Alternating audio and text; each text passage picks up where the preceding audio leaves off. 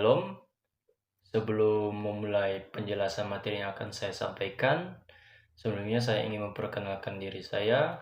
Nama saya Wahyu dari Fakultas Ekonomi Prodi Manajemen dari kelas 02 semester 3. Pada saat ini saya akan menjelaskan tentang sejarah kedatangan penjajah bangsa Barat ke Nusantara, kapan waktunya dan siapa yang membawanya. Kedatangan bangsa-bangsa Barat ke Nusantara tidak terjadi secara tiba-tiba, tetapi merupakan bagian dari proses besar yang dikenal sebagai era penjajahan samudra atau Age of Exploration pada abad ke-15 hingga ke-17. Motivasi utama bangsa Barat adalah mencari jalur dagang baru menuju Asia setelah jalur darat melalui Timur Tengah dikuasai oleh Turki Utsmani pada tahun 1453. Hal ini menyebabkan rempah-rempah seperti lada, cengkeh, pala, dan fuli menjadi barang yang mewah, sangat mahal di Eropa. Rempah-rempah digunakan untuk mengawetkan makanan, obat-obatan, dan parfum, sehingga permintaannya sangat tinggi. Karena itulah bangsa Eropa sangat terdorong untuk menemukan sumber rempah langsung dari kawasan yang dikenal sebagai Kepulauan Rempah, yakni Nusantara. Bangsa pertama yang mencapai Nusantara adalah Portugis. Mereka memulai pelayaran panjang mengitari Afrika, lalu tiba di India, dan akhirnya menuju Asia Tenggara pada tahun 1511. Armada Portugis dipimpin oleh Afonso de Albuquerque berhasil menaklukkan Malaka, pusat perdagangan internasional yang menghubungkan pedagang dari Arab, India, Cina, dan Nusantara dari Malaka. Bangsa Portugis memperluas pengaruhnya ke Maluku untuk mendapatkan monopoli perdagangan cengkeh dan pala.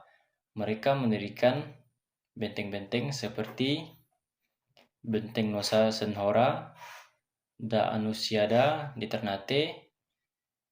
Kehadiran Portugis memicu perubahan besar dalam politik lokal, karena mereka sering terlibat dalam konflik antar kerajaan di Maluku.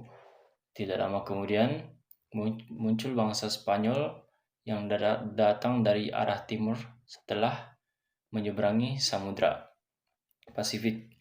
Ekspedisi Spanyol dipimpin oleh tokoh seperti Ferdinand Magellan dan dilanjutkan oleh Juan Sebastián Elcano setelah Magellan tewas di Filipina pada tahun 1521. Mereka tiba di Kepulauan Maluku dan bersaing dengan Portugis dalam memperebutkan perdagangan rempah. Persaingan ini sempat menimbulkan konflik, tetapi akhirnya diselesaikan melalui Perjanjian Saragossa, yaitu tahun 1529, yang membagi wilayah kekuasaan. Portugis berkuasa di timur, Spanyol berkuasa di barat.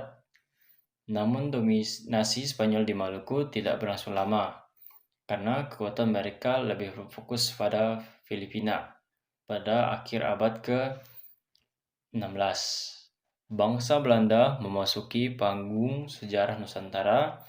Ekspedisi pertama dipimpin oleh Cornelis de Houtman yang tiba di Banten pada tahun 1596.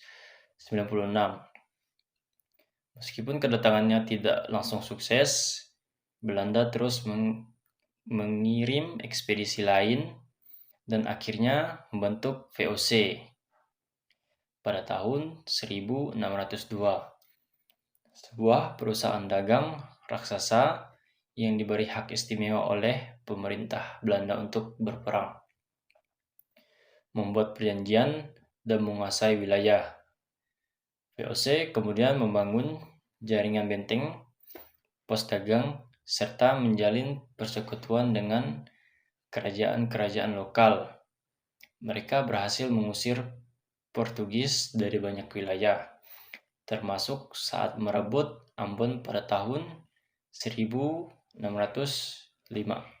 Di bawah tokoh-tokoh seperti Jan Pieterszoon Koen, VOC memindahkan pusat pemerintahannya ke Batavia atau Jakarta pada tahun 1619 dan menjadikannya pusat perdagangan Asia. Sementara itu, bangsa Inggris juga ikut datang ke Nusantara melalui East India Company. Mereka sempat mendirikan pos dagang di Banten dan beberapa wilayah lain, tetapi kalah bersaing dengan VOC. Inggris akhirnya memutuskan kegiatan mereka ke India dan Semenanjung Malaya. Namun Inggris sempat memerintah Jawa pada periode 1811 sampai 1816, dipimpin oleh Thomas Stamford Raffles setelah mereka mengalahkan Belanda yang berada di bawah kekuasaan Prancis pada masa Napoleon. Raffles memperkenalkan berbagai kebijakan, termasuk sistem sewa tanah, land rent, dan melakukan penelitian sejarah serta budaya Jawa, seperti dokumentasi Candi Borobudur. Secara keseluruhan, kedatangan bangsa Barat ke Nusantara berlangsung dari abad ke-16 hingga abad ke-19 dan melibatkan Portugis, Spanyol, Belanda, dan Inggris. Kedatangan mereka membawa perubahan besar bagi Nusantara, baik dalam bidang ekonomi, politik, maupun sosial budaya. Monopoli perdagangan, penaklukan wilayah, konflik antar kerajaan, serta masuknya agama Kristen merupakan beberapa dampak penting dari kolonialisasi tersebut. Pada akhirnya, dominasi paling lama di Nusantara adalah milik Belanda yang menguasai wilayah Indonesia hingga awal abad ke-20 sebelum perjuangan nasional membawa Indonesia menuju kemerdekaan pada 1945. Demikian penjelasan materi yang telah saya sampaikan. Sekian dan terima kasih.